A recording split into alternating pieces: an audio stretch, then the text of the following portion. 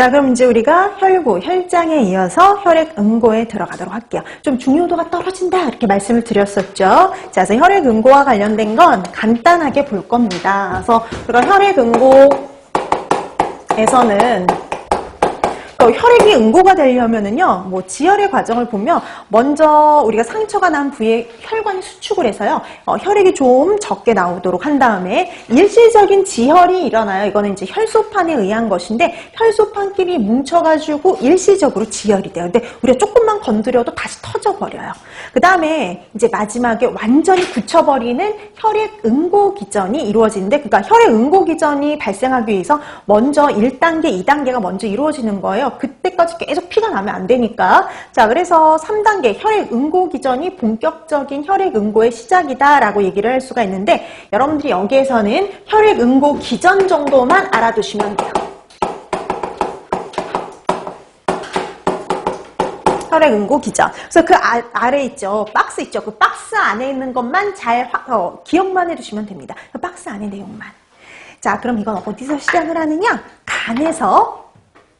간에서요, 만들어지는 물질이 있어요. 간에서 프로트롬빈이 생성이 됩니다.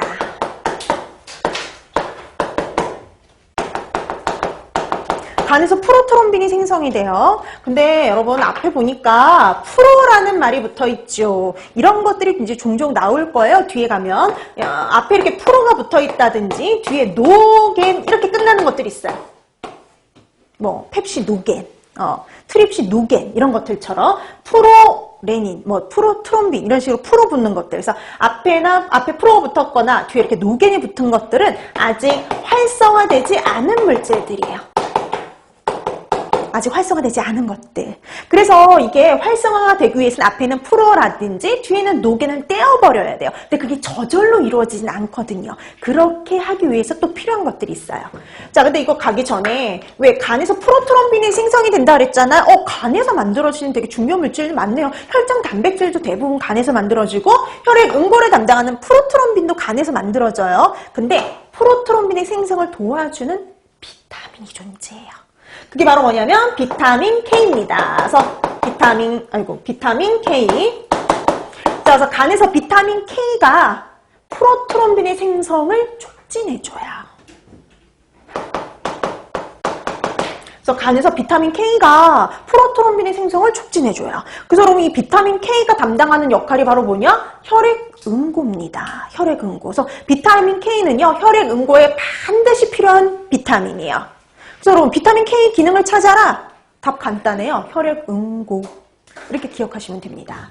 자, 그러면 비타민 K가 프로트롬빈의 생성을 촉진을 하죠. 그럼 이제 프로트롬빈을 이제 활성화시켜줘야 돼요. 자, 프로트롬빈이 트롬빈으로 활성화가 되기 위해서는 두 가지 물질이 필요해요. 하나는 칼슘, 또 하나는 트롬보플라스틴.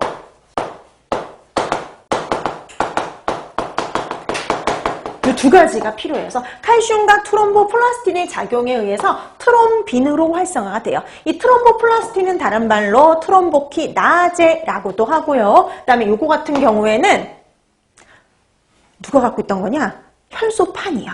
혈소판이 갖고 있던 거예요. 그래서 혈소판이 파괴되면 트롬보플라스틴이 나오고요. 그다음에 혈액에 있던 칼슘과 반응을 해서 트롬빈으로 활성화가 돼요.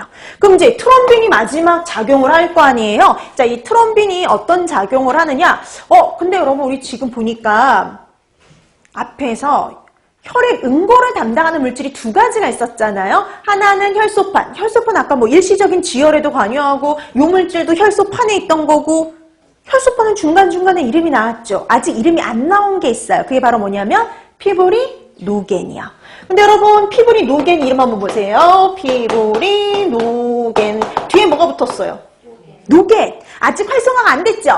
이런 피브리노겐, 활성화되지 않은 피브리노겐을 피브린으로 마지막 활성화시켜주는 게 누구냐? 트롬빈이야. 트롬빈. 그래서 트롬빈이 피브리노겐을 피브린으로 활성화를 시켜주면 드디어 이 피브린, 얘가 섬유소거든요. 섬유소. 기다란 섬유소가 혈구 성분들과 엉켜들어서 혈액 응고를 완성하게 되는 겁니다. 혈액 응고에 관여하게 되는 거예요. 이 물질이. 자, 그래서 혈액 응고에 관여하는 거 이렇게 되는 거죠. 그래서 여러분들이 이 과정을 알아두시면 웬만한 이 혈액 응고와 관련된 문제는 다 푸실 수가 있어요. 가장 우선 기본 문제가 이거죠. 가장 기본은요. 혈액 응고에 관여하는 비타민과 전해질은 이렇게 문제가 나올 수 있죠. 자, 그래서 혈액 응고에 관여하는 비타민이다 그러면은 비타민 K. 그 다음에 혈액 응고에 관여하는 무기질이다 그럼 뭐예요? 칼슘. 이렇게 되는 거죠. 그 다음에 여러분 중간중간 이렇게 다양한 문제가 나올 수 있어요. 이런 거예요. 간에서 비타민 K 부족으로 인해서 생성이 될 수 없는 아미노산은 단백질은 그럼 뭐겠어요? 프로트롬빈. 이렇게 되는 거죠. 그 다음에 프로트롬빈을 트롬빈으로 활성화시켜주는 물질은 이렇게 물어보면 뭐겠어요? 칼슘과 트롬보플라스틴. 이렇게 되겠죠. 그 다음에 혈액 응고에 관여하는 피부린으로 활성화시켜주는 물질은 그럼 뭐겠어요? 트롬빈. 이렇게 되는 거예요. 그러니까 여러분들이 요거 하나 알아두면은 관련된 문제는 다 푸실 수가 있다는 겁니다. 그래서 여러분들이 요 혈액 응고 기전 이렇게 확인해 두시면 될 것 같아요. 자, 이렇게 해서 혈액 응고 기전 이렇게 확인해 두시면 됩니다. 그 다음에 이제 이거보다 더 중요도가 떨어지는 게 바로 뭐라 그랬어요? 혈액형이라고 했죠. 들어가기 전에 그 혈우병하고 항혈액 응고제 있으니까 그거 잠깐 볼게요. 혈우병이 뭘까요? 이게 혈액이 응고가 되지 않는 질병입니다. 그래서 이거는 이거 타고나는 건데요. 이 혈우병 같은 경우 가장 많은 게요. 혈우병 A타입이에요. 이 A타입이 우리나라에서 제일 많은데 8번째 인자가 결핍되어서 발생을 해요. 그래서 8번째 인자가 결핍되어서 발생한다라고 그 정도 봐두시면 되겠고요. 근데 이것까지 굳이 여기에서는 알아두실 필요는 없는데 그냥 참고로 보시면 됩니다.